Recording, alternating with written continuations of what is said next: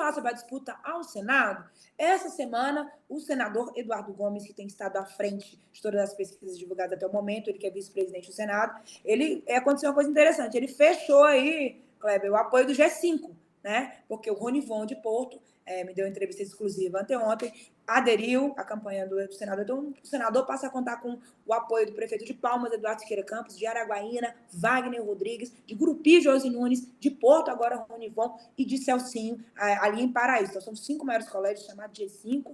O Eduardo Gomes, que eu tenho acompanhado nas redes sociais a movimentação dele, tem feito uma campanha muito voltada para humanização agora ele está aí no meio do povo. Ontem eu vi um material bacana de um eleitor que o encontrou, entregou uma foto para ele de 25 anos atrás, ou seja, a gente vê um senador que está buscando essa conexão com as bases, isso na disputa eleitoral é importante. Por outro lado, Guimarães segue avançando com alguns apoios. O Gutierrez Torquato, que é lá do PSD de Laurez, declarou apoio para o Guimarães, né? Lá em Alvorada também hoje chegou aí material de Alvorada, né?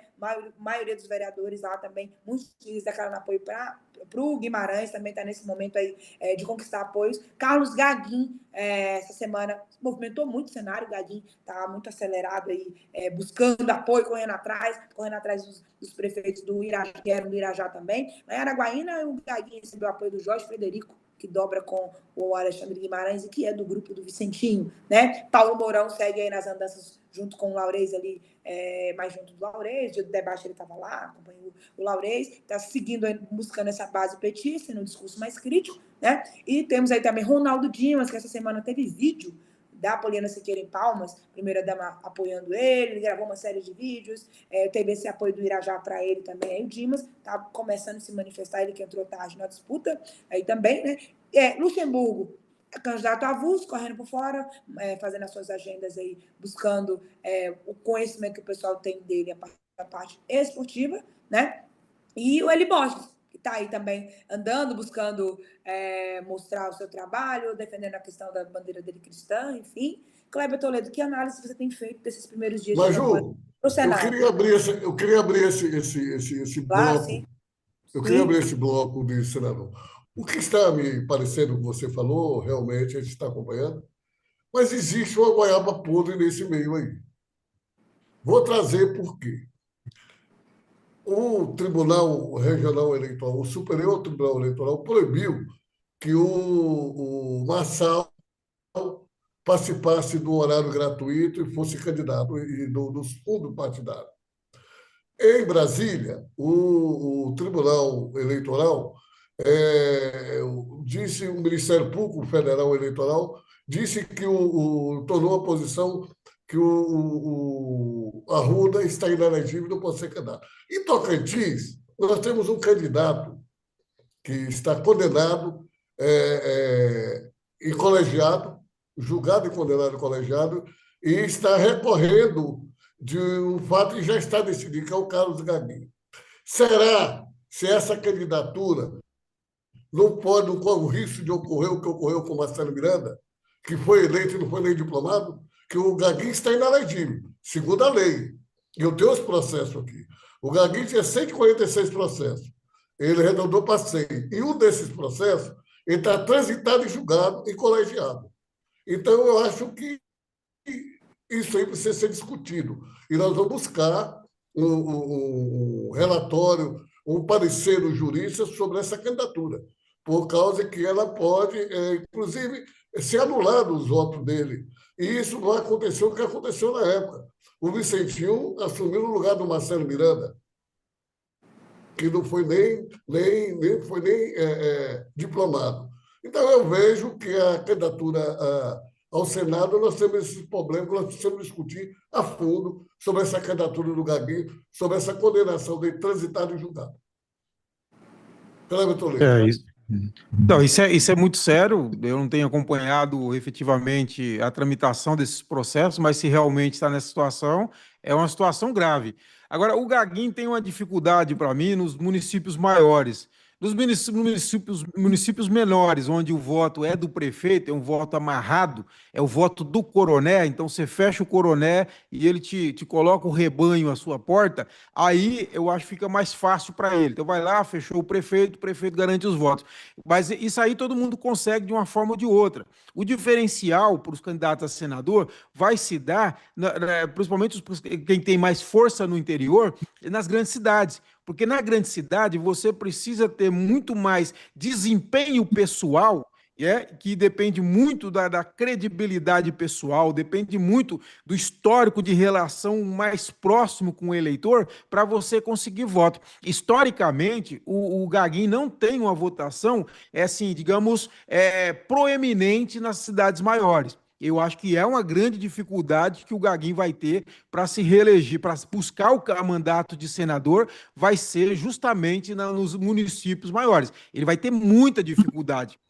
Nos municípios menores, mais fácil, mas nos municípios maiores vai ser muito difícil. O senador Eduardo Gomes, eu acho que ele tem uma relação, como a Maju estava falando, do excesso dos apoios de prefeitos, vereadores, é algo muito natural. O Eduardo é muito querido pelos prefeitos, pelos vereadores. Na verdade, o Eduardo era para ter sido candidato a governador em 2022 e seria um candidato a governador muito forte naquela época. Eu sempre digo que quem mais comemorou quando o Gomes falou que não era candidato a governador foi o governador Wanderlei Barbosa. Mais do que o Dimas, né? Lembra que estava aquela dúvida se o candidato a governador era o Dimas ou era o Eduardo Gomes, né? Aí Eduardo Inclusive, Gomes. o Kleber, ele é um líder de recursos federais, trazido para o Estado exatamente em um momento muito importante do Eduardo.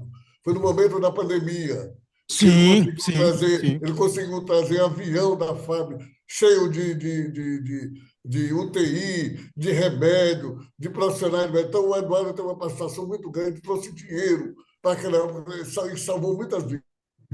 Então, o Eduardo tem um trabalho, não tem uma cidade do Estado que não tem obra desse rapaz. Então, ele está Não, ele, colhendo o que ele plantou. ele tem uma relação muito forte com os prefeitos e ao contrário do Gaguinho, ele tem um reconhecimento muito forte nos municípios maiores. É o caso, por exemplo, de Palmas, onde ele tem uma atuação espetacular junto a a Universidade da Maturidade, fundamental, uma instituição. Na verdade, assim, é um E o trabalho Hospital do Amor, né, Kleber? Tem o Hospital do Amor. o Hospital do Amor, a Então, assim, ele tem trabalhos muito fortes nos grandes municípios e um reconhecimento, ainda que haja muita crítica, lógico, pela posição dele, ele foi líder do governo Bolsonaro no Congresso Nacional, tem, logicamente, os problemas, tem as insatisfações, mas há um reconhecimento do trabalho que ele realizou pelos prefeitos e vereadores do interior e dos eleitores das grandes cidades. Então, para mim, essa é a grande virtude do Eduardo, né? E como eu disse, se ele fosse candidato a governador em 2022, poderia ter mudado aquela eleição. Eu não tenho dúvida disso, foi o melhor momento dele ali. E no caso do Alexandre Guimarães, também tem, assim, se destacado a conquista de apoios por todo o estado. Hoje mesmo eu recebi aqui um material dele recebendo apoio por interior, e assim, ele está fortalecendo muito essa candidatura do Alexandre Guimarães. O Luxemburgo também tem atuado de forma interessante, ele tem buscado apoio de líderes que tiveram expressão, ex-prefeitos, vereadores e ex-prefeitos, tem alguns também dedicando apoio a ele. E o Eli continua tentando sair daquela bolha da igreja para poder atingir outros públicos, que isso é fundamental. Ele precisa sair da bolha da igreja, onde ele já tem um reconhecimento, e alcançar outra parte do eleitorado para ele conseguir se dar bem nessa disputa pelo Senado. Mas E eu isso é acredito, Kleber, fundamental. que E o Paulo Mourão. eu acredito que esses candidatos majoritários, é isso que você está falando, concordo 100% com você. O horário gratuito de rádio e televisão, esse contato com o povo, eu acho que isso vai ajudar muito a sair da gaveta. E o Eli tem chance de crescer e o Luxemburgo. Agora, o Alexandre já cresceu muito, viu? E preciso ter muito cuidado. O Alexandre hoje é um dos candidatos mais bem avaliados na opinião pública como candidato a senador. Só para fechar, no Paulo Mourão, só para fechar o Paulo Mourão, ele é eu sempre digo, um dos quadros mais qualificados da política do Estado. tem uma sensibilidade social, uma preocupação com o desenvolvimento humano e econômico, e é um estudioso do Estado. Agora, precisa sair dessas briguinhas pequenas, como nós estamos vendo essa questão da caravana lá no Bico do Papagaio. Eu acho que tem que correr atrás da eleição dele, esquecer Cátia Abreu, a Cátia que faz, não concordo, beleza, a Cátia que faz, tem divergência, então vai lá para a Executiva Nacional do PT e decide lá. Mas não ficar um briguinha, sabe, briguinha de currutela aqui no Tocantins.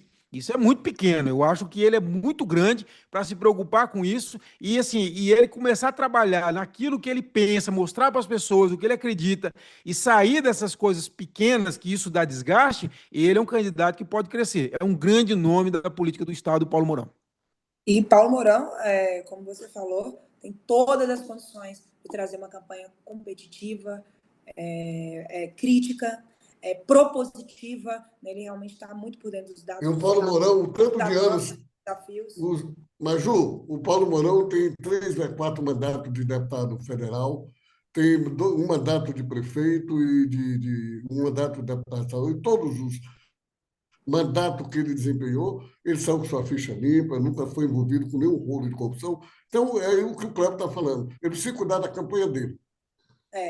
E também sair dessa bolha, só da bolha ali dos mesmos, buscar o voto do tocantinense com a identificação da esquerda, que é o campo que ele milita, mas, acima de tudo, buscar o voto dos indecisos. Gente, nessa disputa ao Senado, principalmente quem está buscando a segunda vaga aí, o voto dos indecisos. Hoje, você vai na padaria, você vai em qualquer lugar, você vê todo mundo, às vezes, dizendo que tem o primeiro candidato ao Senado e não tem o segundo. O índice de pessoas que não têm definido o segundo voto ainda é muito grande.